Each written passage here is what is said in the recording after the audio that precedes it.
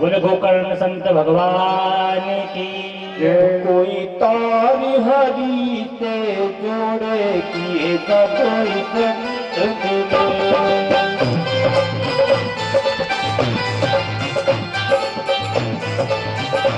कोई तार हरि से जोड़े किए कोई संत मिले।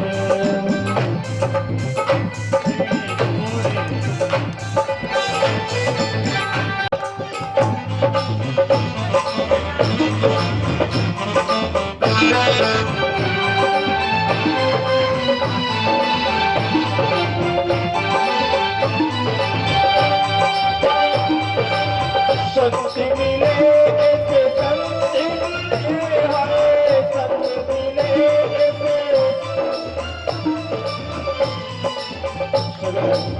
तालियों के साथ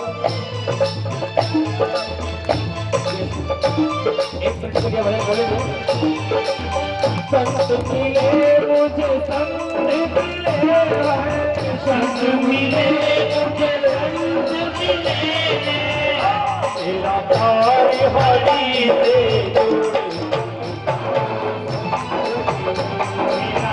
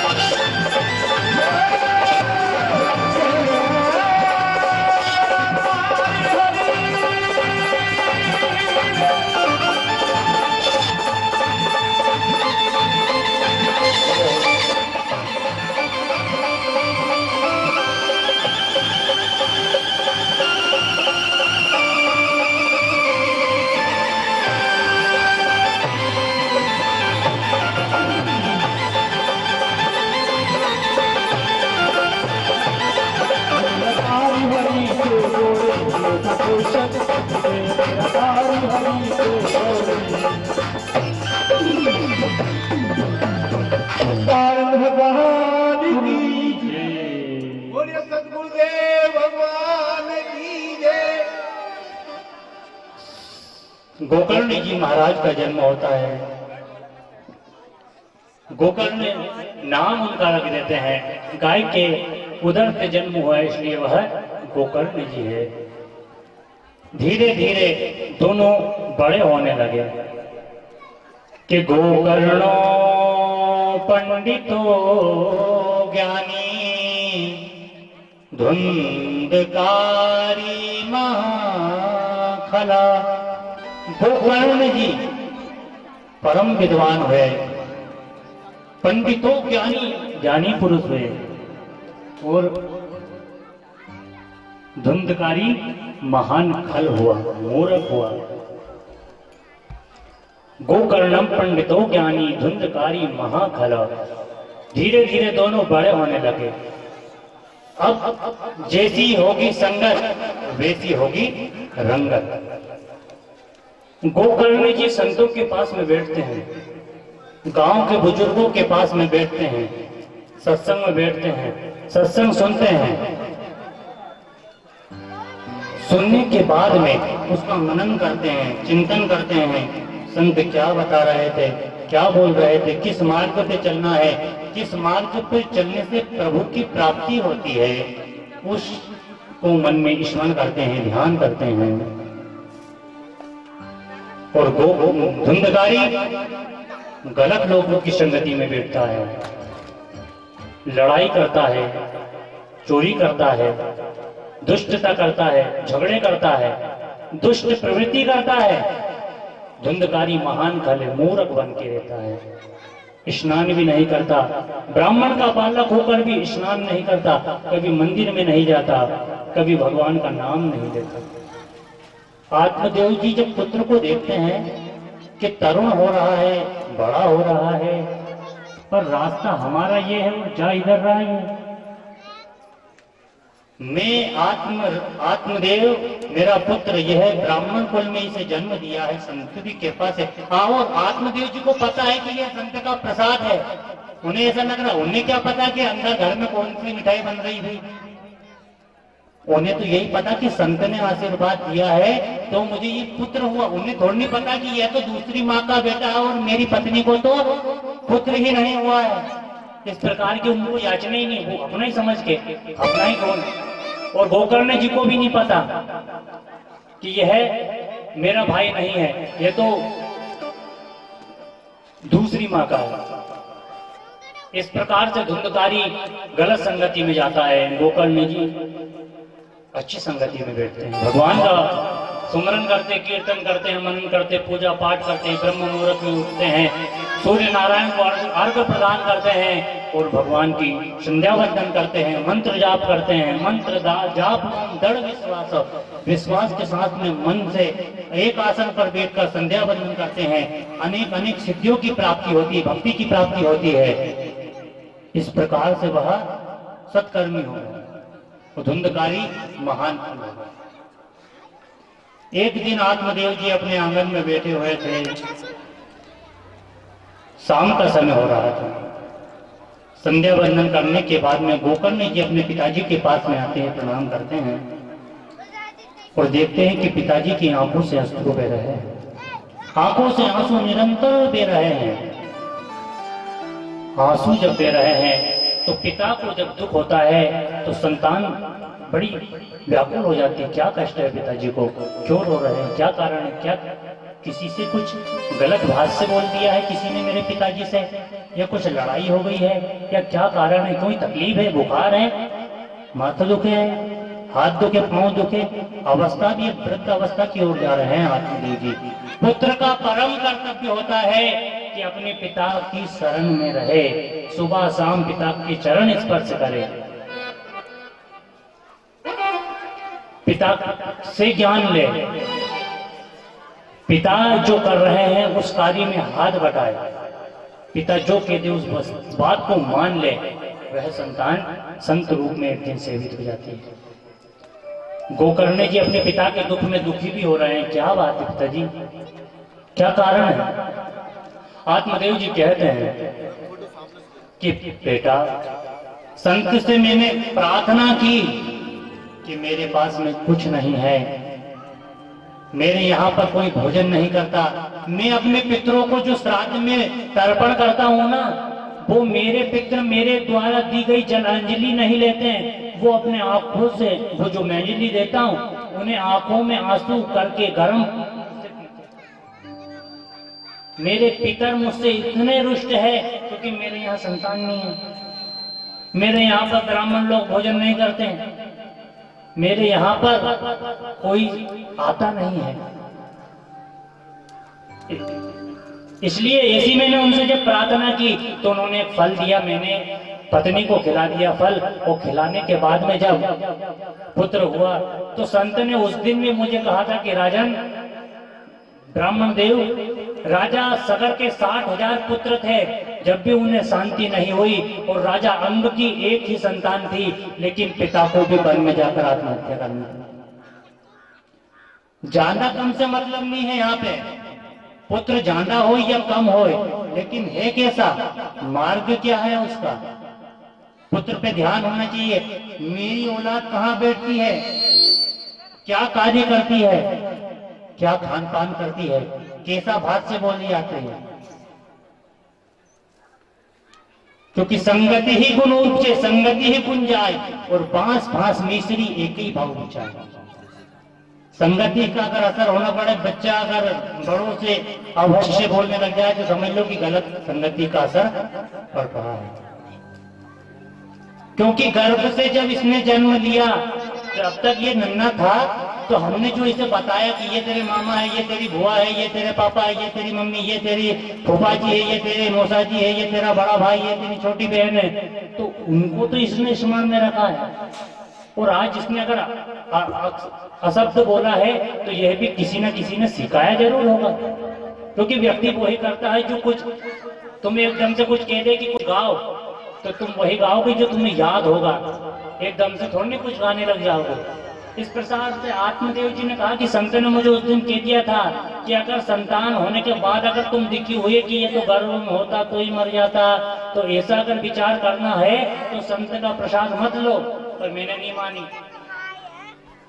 दोनों को भी नहीं पता है कि संत का प्रसाद धुंधकारी है या गोकर्ण जी है।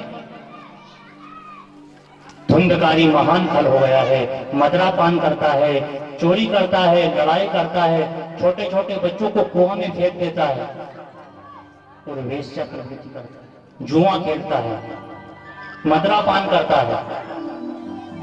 आत्मदेव जी ने कहा कि ये ब्राह्मण होकर, क्योंकि कहा कि नीति के बिना राज, धर्म के बिना धन, विवेक के बिना विद्या, कुसंगति से संन्यास, अहंकार से ज्ञान, और शराब से खानदान समाप्त होता है। अगर जिस कुल में शराबी हो जाए तो समझना कि कृपा हट गई है, लाइन अलग हुई है। आओ लाइन पकड़ो, तार कौन सा तो अपनो, गर्भ में इकरार किया वो भी तू बिसरा गया, मूल धन तो गया ही सही, ब्याज भी तू खा गया। गर्भ में जब परमात्मा 7वां महीने में जब उल्टा लटकाया, प्रसव पीड़ा में जब घुलमिल हुआ, उस समय बड़ी करुणा पुकार किया, गर्भ में इकरार किया वो भी तू बिसरा गया, मूल धन तो गया ही सही, ब्याज भी तू खा गया। उस समय तो भगवान मुझे इस नर्क से बाहर निकालो, मैं पृथ्वी पर जाकर तुम्हारा खूब भजन करूंगा, भजन करते करते ढेर लगा दूंगा, सतमार्गी बनूंगा, सत्कर्म करूंगा, तुम्हारी माया को अलग कर दूंगा, तुम्हारा ही दरबार में जाऊंगा, तुम्हारा ही भजन करूंगा। इस प्रकार की श्रद्धा भाव गर्भ में इकरार किया था, और जब आया संसार में तो भूल गया।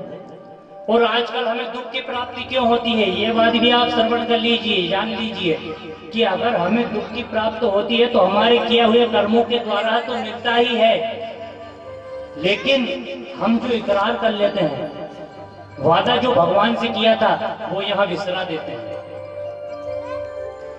परमात्मा कहता है कि तुम मेरी तरफ 1 कदम चल, मैं तेरी तरफ 10 कदम चलूंगा, इतना प्रभु कहते हैं। और अंत में भी वो शरण में तो ले ही लेते हैं, लेकिन ये कथाएं, ये भागवत, ये प्रवचन, ये सारे शास्त्रों की जो कथाएं, प्रवचन, जो कथाएं होती है ना, ये हमें केवल और केवल प्रभु से और सतमार्ग का राह ही बताती है, सतमार्ग की हमें बनाती है।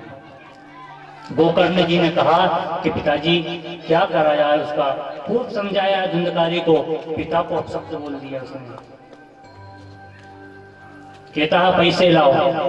पिताजी ने कही कि जो कुछ थी पूंजी वो तो सब तूने मिटा दी, अब मैं कहां से पैसे लाऊं तेरे लिए।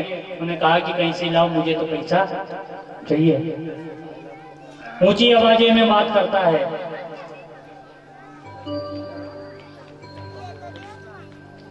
मां को अपशब्द बोलता है। आत्मदेव जी बड़े दुखी है, जंगल में चले गए और जंगल में जाकर संन्यास धारण कर लिया और भगवान के भजन में लीन हो गए। घर में धुंधली है, मां को प्रताड़ित करता है। वृथा खेद यसे वाले तारणा यप लताम भषा, लात मारता है मां को। बड़ी हृदय को, चित्त को ग्लानि होती है जब ये बात सुनते हैं कि पुत्र माँ बाप को प्रताड़ित कर रहा, मार रहा है, उन्हें रोटी नहीं दे रहा। बड़ा दुख होता है। धुंधकारी कहता है कि मुझे धन दो।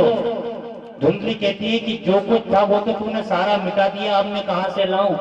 ने कहा कि अभी तो मैं जा रहा हूं, अगर शाम तक मैं आऊंगा, अगर तूने मुझे धन नहीं दिया तो मैं तुझे मारूंगा। धुंधली ने सोचा कि अभी तो इसने लात ही मारी, अपशब्द ही बोला है, अगर ये शाम को आएगा जरूर, पैसे के लिए घर ही आएगा, और अगर इसे मैंने धन नहीं दिया तो ये मुझे मारेगा। विश्वास हो गया था गलत संगति में तो ये मुझे मारेगा। सामने ही ये कुएं था, उसमें कूदकर धुंधली ने आत्महत्या कर दी। गोकर्ण जी तीर्थ में चले गए। अब धुंधकारी 5 कर्म इंद्रियों से अपना प्रेम अटूट कर लेता है, 5 वेश्याओं से अपना प्रेम मजबूत कर लेता है, और जब घर में कोई नहीं रहता है तो उन 5 वेश्याओं को अपने घर में ले आता है और घर में रखने, उनके लिए नए नए प्रकार की पदार्थ लाता है, व्यंजन लाता है, श्रृंगार के लिए उनके लिए अनेक प्रकार की वस्तुएं लाता है।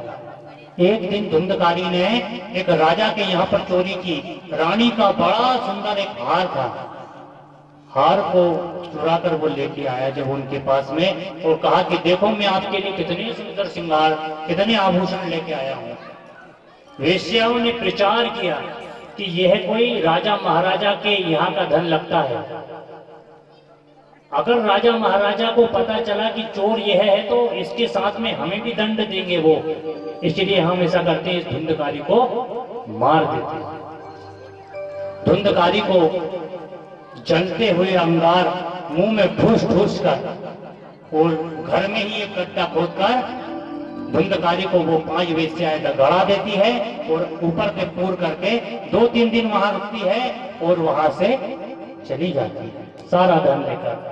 लोग कहते हैं कि यहाँ पर पंडित जी का लड़का था, वो कहाँ गया। विचार करने लगे लोग तो देखा कि घर में एक गड्ढे खोदने की निशान है। वहां पर देखा, गोकर्ण जी को सूचित किया कि आपके भाई की मृत्यु हो गई है, आप यहाँ पर पधारे। उनका क्रियात्मा से, ब्रह्म रीति से, ब्राह्मणों की जो रीतियां होती है उसके साथ में उनका तर्पण करें, पिंड अर्पण करें, उनका जो कुछ कार्य है उनकी तिथि के अनुसार उनकी रसोई करें आप, और उन्हें भगवान के धाम जाने के लायक बनाए आपके भाई में। गोकर्ण जी ने अनेक स्थानों पर तर्पण किया, प्रयाग में किया, गया श्राद्ध किया, अनेक प्रकार की नदियों में किया। लेकिन क्योंकि सज्जन यहाँ पर एक बात ध्यान देने योग्य है कि हम तर्पण अगर करते हैं तो हमारा गोत्र सही होना चाहिए, नाम और गोत्र और स्थान। जननी जन्म भूमि से स्वर्गादपि गरीयसी, हमारी जन्मभूमि का स्मरण होना चाहिए, हमारी जन्मभूमि कहाँ है और हमारा गोत्र क्या है। गोकर्ण जी को पता था कि ये मेरा ही भाई है, तो वो अपने गोत्र के साथ में उसे तर्पण कर रहे थे, उसे पिंड अर्पण कर रहे थे। लेकिन वो था दूसरी माँ का, उसका गोत्र अलग था और इनका गोत्र अलग था।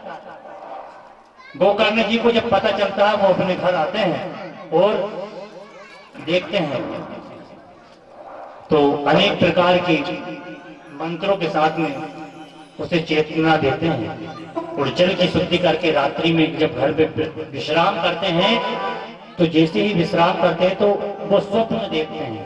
स्वप्नों में देखा कि एक व्यक्ति बड़ा बड़ा रूप धारण करके वहां पर उन्हें प्रताड़ित कर रहा है। उन्होंने अंजलि में जल लिया और जल मारते हुए कहा कि तुम कौन हो, रूप में आओ। रूप में आकर धुंधकारी ने कहा कि भैया मैं आपका ही भाई हूँ, गलत संगति से गलत कर्म के कारण मुझे यहाँ योनि प्राप्ति हुई, प्रेत योनि, इससे मुझे मुक्ति दिलाओ। इस प्रकार से वह मुक्ति लाने की गर्जना करने लगा और उन्होंने प्रातः काल होने पर भगवान सूर्य नारायण से प्रार्थना की और सप्ताह भागवत का आयोजन प्रारंभ कर दिया। जैसे ही प्रारंभ किया तो हवा आती है, धुंधकारी को उड़ाकर दूर ले जाती है, तो पास में बैठकर धुंधकारी कथा श्रवण करने लगा। कथा सप्ताह में धुंधकारी के लिए भगवान के पास आते, विमान में बिठाकर भगवान के पास में ले जाते हैं। गांव वाले कहते हैं हमने कथा नहीं सुनी, हमारा फल कहाँ गया। तब उन्होंने कहा कि इनको फल की प्राप्ति क्यों नहीं हुई, इनने भी तो कथा सुनी। तब कहा कि कथा में इन्होंने क्रम भेद कर दिया है। अगर एक मन से, एक दृष्टि से, एक श्रवण से अगर कथा को श्रवण किया जाता है तो भगवान के विमान भगवान स्वयं आते हैं, पार्षद उन्हें लेकर भगवान के यहाँ चला जाता है। कहा गया है कि कथा का वक्ता कैसा होना चाहिए कि विरक्त वैष्णवो विप्रो, वेद शास्त्र विशुद्ध के दृष्टांत कुशलो धीरो, मति कार्य निष्फला। वेद पाठी हो, ब्राह्मण हो, वैष्णव हो और दृष्टांत देने में कुशल हो, भाषाओं का जानकार हो, अनेक मंत्रों को जानकार हो, दृष्टांत अच्छे जानते हो, ऐसे हो। इस प्रकार से संकादिकों ने नारद जी को यहाँ आत्मदेव का आत्मज्ञान उन्हें दिया है। आगे चल के कहा कि यह भागवत की कथा जैसे ही उन्होंने समापन की ओर करने लगे, उसी समय देखते हैं कि प्रहलाद हस्तालधारी तरनगतया उद्धवो कंठधारी बुद्धवो शक्तमंतमः, जय जयकार होने लगी। सभी लोग जय जयकार करने लगे और भगवान वहां पर प्रकट हो गए हैं और सभी लोग भगवान का गुण अनुवाद करने लगे और भगवान से प्रार्थना करने लगे। भगवान चतुर्भुज नारायण वहां पर प्रकट हो जाते हैं और सभी को सब फल की प्राप्ति करा देते हैं। कहते हैं कि जब भगवान प्रकट हुए उस समय प्रहलाद जी, ध्रुव जी, नारद जी जय जयकार करने लगे। व्यास जी महाराज, सनत कुमार, सनातन और नारद जी, भक्तिमती मीरा बाई, सब कोई, अर्जुन, इंद्र, सब भगवान का संकीर्तन में भागीदार बन गए हैं। आइए हम भी भगवान नाम संकीर्तन के सहारे आज की कथा को समापन की ओर ले चलते हैं। सभी लोग तालियों की सेवा करते हुए भगवान का गुण अनुवाद करें।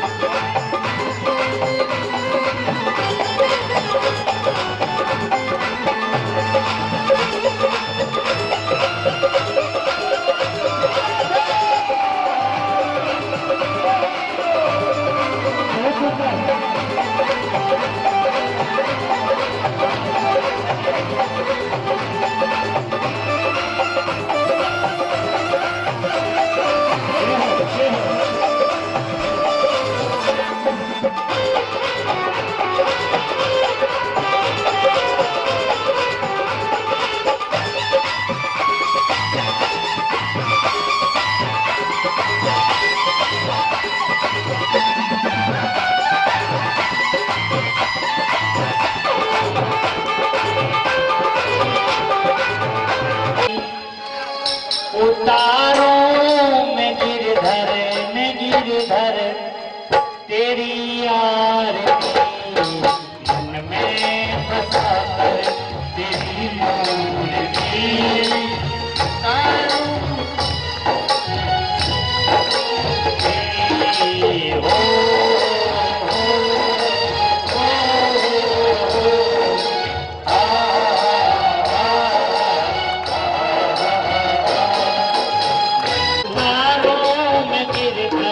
तेरी आरती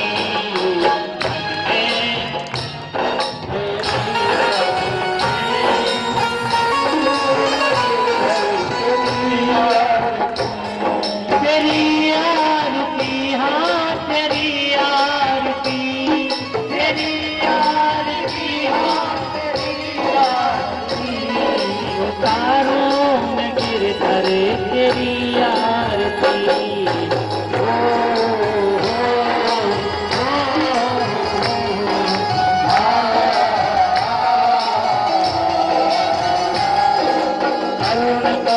कष्ट हरो ज्ञान दो भगवन हरो में फंसी नाथ मेरी तार दो भगवन करुण करो कष्ट हरो ज्ञान दो भगवन हरो में फंसी नाथ मेरी तार दो भगवन दर्द की दवा तुम्हारे पास है हर दर्द की दवा तुम्हारे पास है हर दर्द की दवा तुम्हारे पास है हर दर्द की दवा तुम्हारे पास है जिंदगी दया की है भीख मांगती मन में बसा कर तेरी मूर्ति उतारों में गिरधर तेरी आरती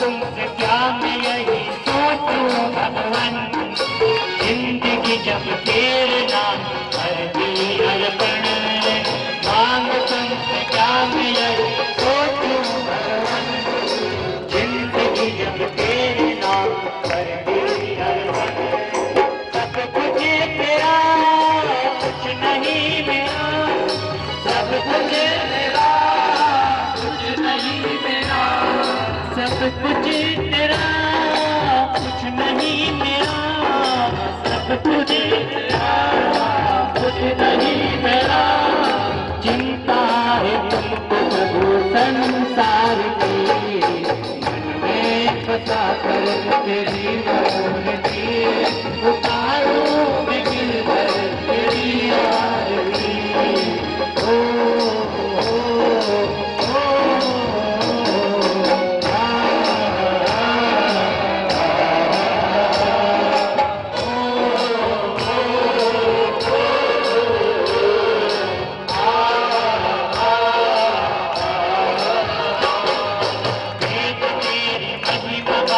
संत करे ध्यान नारद गुणगान करे छेड़ दिन वेद तेरी महिमा गाते संत करे ध्यान नारद गुणगान करे छेड़ दिन वेद तेरी महिमा गाते संत करे ध्यान नारद गुणगान करे छेड़ दिन वेद तेरी महिमा गाते संत करे नारद गुणगान करे छेड़ दिन भक्त तेरे प्यार करते हैं पुकार भक्त तेरे प्यार करते हैं पुकार भक्त तेरे प्यार करते हैं पुकार भक्त तेरे प्यार करते हैं पुकार बात क्या पुकार प्रभु तेरी आरती मन में बसा कर तेरी मूर्ति उतारूं मैं गिरधर तेरी आरती ओ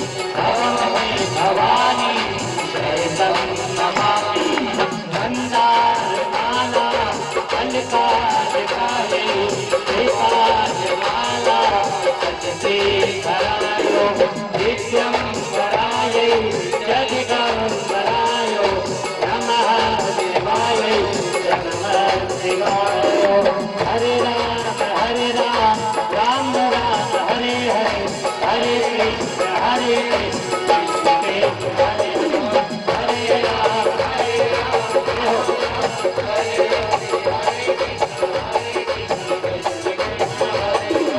हरे राम हरे राम राम राम हरे हरे हरे कृष्ण कृष्ण कृष्ण हरे हरे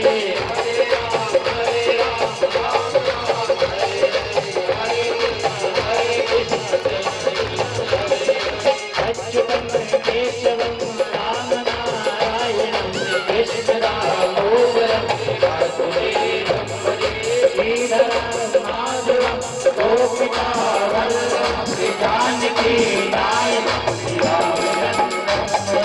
हरे राम राम राम हरे हरे हरे कृष्ण कृष्ण कृष्ण हरे हरे हरे राम राम राम हरे हरे हरे कृष्ण कृष्ण हरे हरे हरे राम राम हरे हरे हरे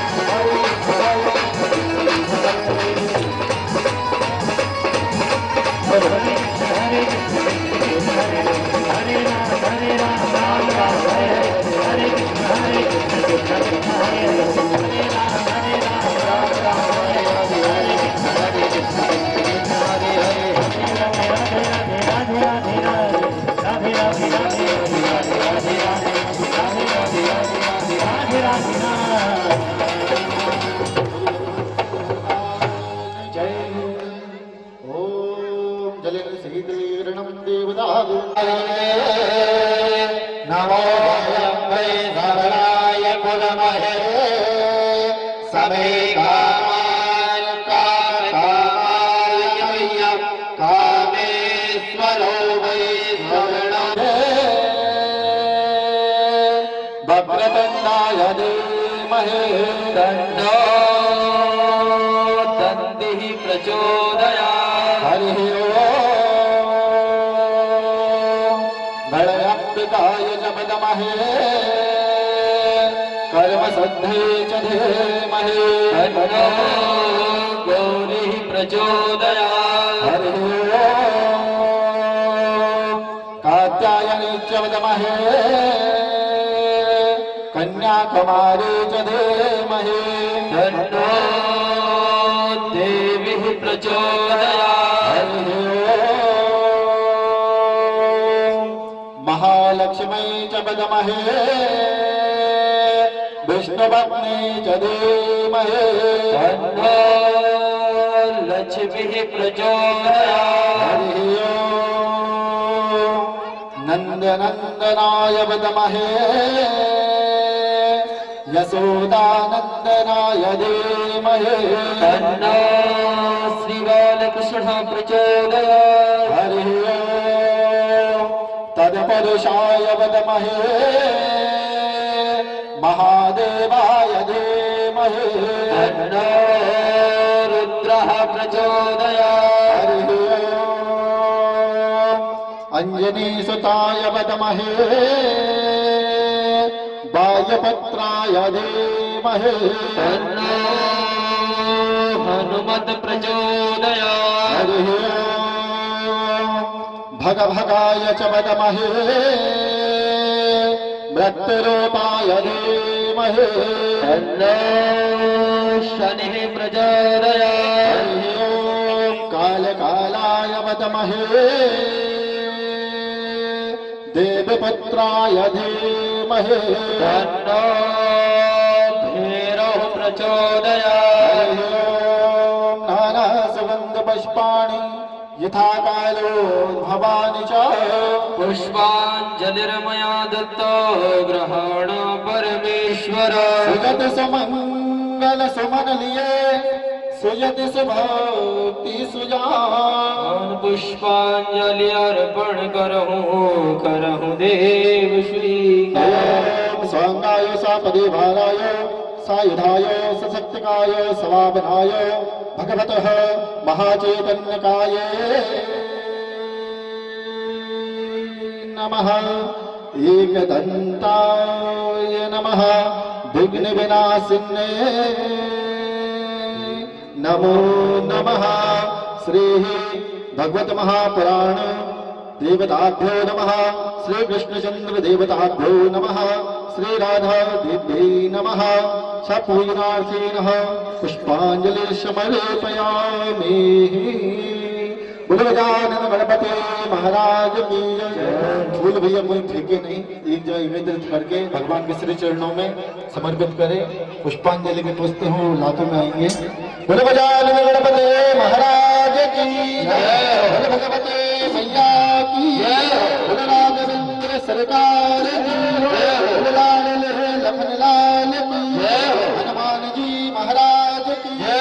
बोलो शंकर भगवान की सब ओम यानी होके घूम के प्रणाम करिए भगवत महापुराण को। ओम जपानि जपानि जन्मान्तर्गतानि जातानि सर्वाणि यस्य प्रदक्षिणाय पदे पदे पदे पदे परिभो।